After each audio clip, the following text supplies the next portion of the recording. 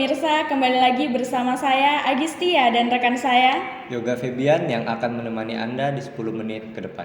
dengan berita-berita terkini dan teraktual. Kami telah merangkum sejumlah peristiwa bagi Anda dalam redaksi Liputan 6 sore. Pada hari ini, kami akan membawa Anda ke Palu yang tidak ada habisnya dengan tempat wisata baru. Kali ini, kami akan membahas tentang tempat ibadah yang cukup ramai dikunjungi masyarakat karena bangunannya yang elegan. Meski begitu banyak rumah-rumah ibadah yang populer di kota lain, Kota Palu juga punya masjid yang kini kian ramai dikunjungi orang untuk berwisata tipis-tipis.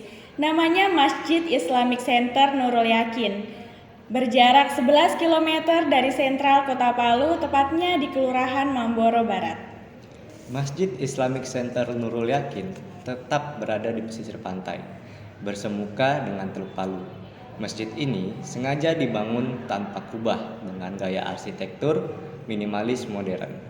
Desainer Masjid Islamic Center Nurul Yakin yakni Dev Orlando mengatakan bahwa saya sebagai arsitektur yang bergaya simpel dan modern, jadi temanya pasti kotak.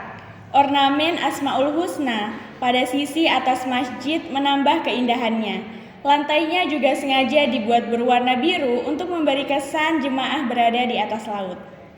Kolam di sekitar masjid juga tak hanya mempercantik, tapi jadi suatu pembatas alias pembeda antara air laut dan air darat.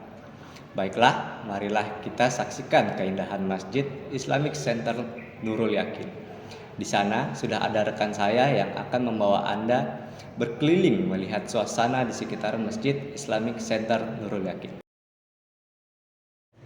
Baik, terima kasih kepada Saudara Yoga dan Saudari Agis yang berada di studio. Saat ini saya sedang berada di masjid yang sempat viral, yaitu Masjid Islamic Center Nurul Yakin, yang tepatnya berada di Mamboro Barat, Kecamatan Palu Utara, Kota Palu, Sulawesi Tengah. Masjid dengan pemandangan pantai yang indah dan angin yang sepoi-sepoi menambah kesan kenyamanan pada masjid ini.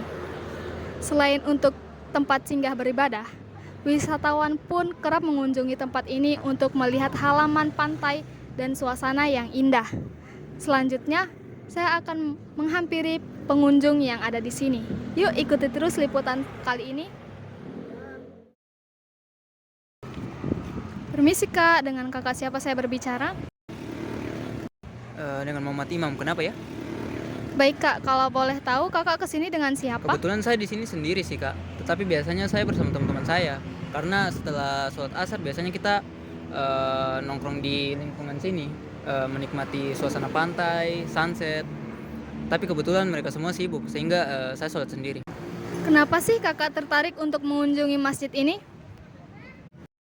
Yang bikin saya tertarik di masjid ini sih karena fasilitasnya yang lengkap, mulai dari tempat sepatunya, tempat sandalnya, dan juga kebersihan masjidnya yang sangat terjaga, seperti tempat wudhu, WC, atau tempat ibadah, sampai taman masjidnya juga, sehingga kita setelah sholat bisa nongkrong-nongkrong di tempat masjidnya juga. Dan juga yang bikin saya tertarik itu arsitektur dari masjidnya itu sendiri, karena arsitekturnya sangat modern, sehingga kita setelah sholat bisa berfoto-foto.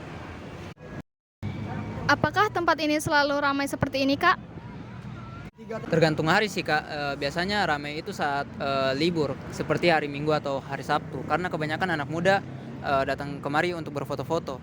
Nah, kebanyakan yang datang kemari itu saat setelah sholat asar dan juga setelah sholat subuh, karena pemandangan di sini sangat bagus saat setelah sholat asar dan juga setelah sholat subuh.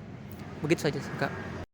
Wah, dengar cerita kakak, sepertinya tempat ini menjadi salah satu opsi yang kuat ya untuk tempat berkunjung. Iya Kak, karena masjid ini bisa dibilang terkenal di Kota Palu karena posisinya itu sangat dekat di pantai. Bisa dibilang masjid ini penggantinya Masjid Terapung dulu yang terkena tsunami. Dan juga saya berharap orang-orang yang datang kemari bisa menjaga kebersihannya, sehingga kita yang datang kemari bisa nyaman nongkrong-nongkrong atau duduk-duduk menikmati suasana pantai.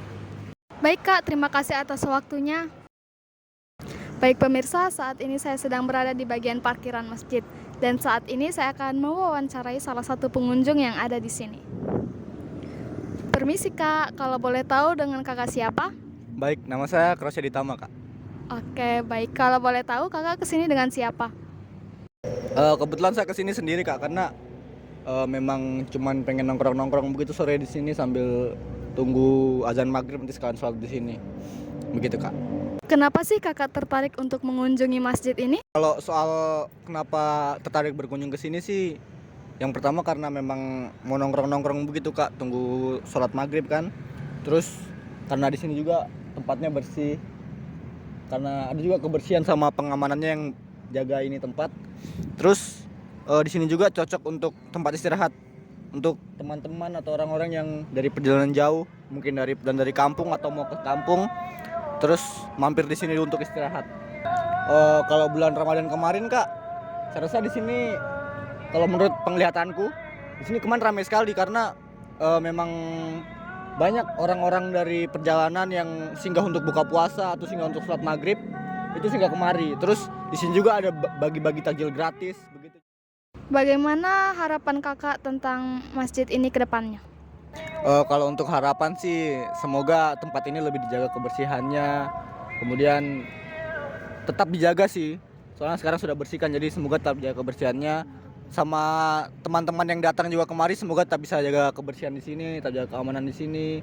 Kemudian saya harap juga semoga teman-teman yang dari jauh bisa mampir ke tempat ini untuk berkunjung. Begitu sih. Terima kasih. Baik Kak, terima kasih atas waktunya. Nah, itu dia pemirsa tadi informasi yang dapat saya sampaikan tentang masjid ini. Selanjutnya saya kembalikan kepada Saudara Yoga dan Saudari Agis yang sedang berada di studio.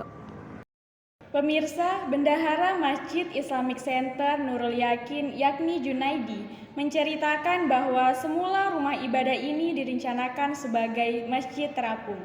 Bencana gempa dan tsunami pada 28 September 2018 silam membuat para panitia berpikir ulang untuk membangun masjid tersebut.